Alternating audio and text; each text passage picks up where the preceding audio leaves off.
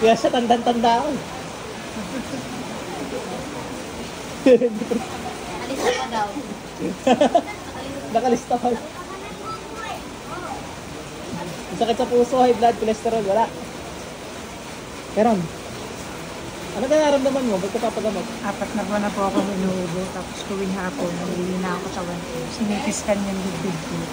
May nakita daw maliit na bukol pero hindi pa nila na-identify. Ano? Tikit lang. Sa puso, wala. Thank you din ko. 10 lang yata soft drinks mo. Elementary ako nun eh.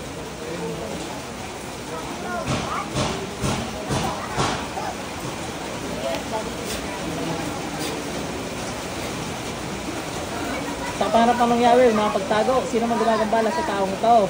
Tinatawagan kita sa kapangyarihan ng Diyos. Pasok. Tanggalin ginawa dito, dali. Tanggalin mo ginawa mo dito, dali. Ubos, dali. Very good, tali.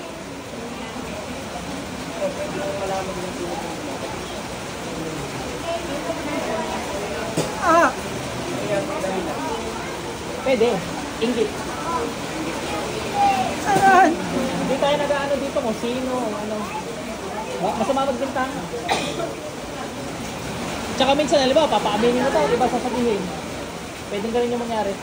Kaya mapapansin niya sa mga video ko, wala man lang nagbanggit ng pangalan, may isa. Oh, inggit. Tanggal lahat yan, dali.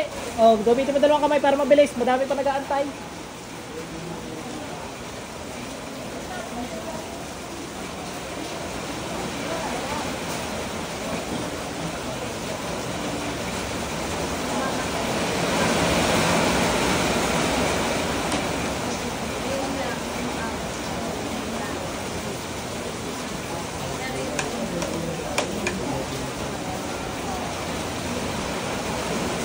Ubus yan, ayaw ko may matitira dyan.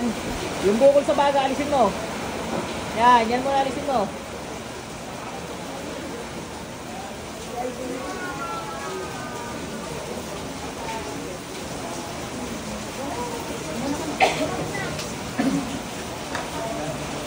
Bilisan mo dyan.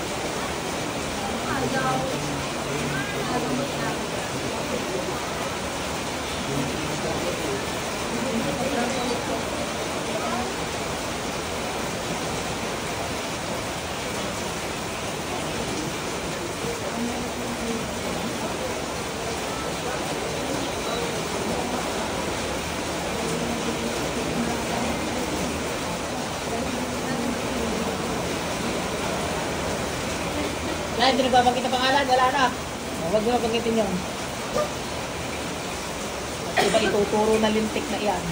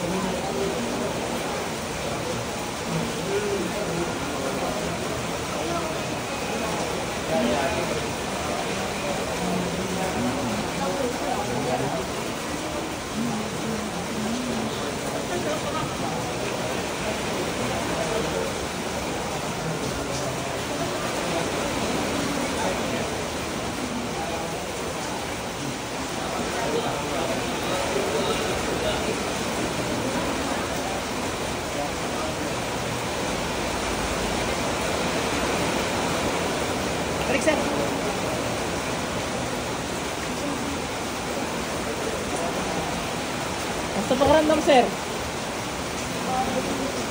Medyo magaan-gaan ako.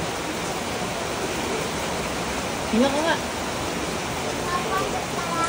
Okay? Sige, dadiagnose kita ngayon. Umupo ka. Sige, umupo ka. May upo ka. Sige, okay ka na.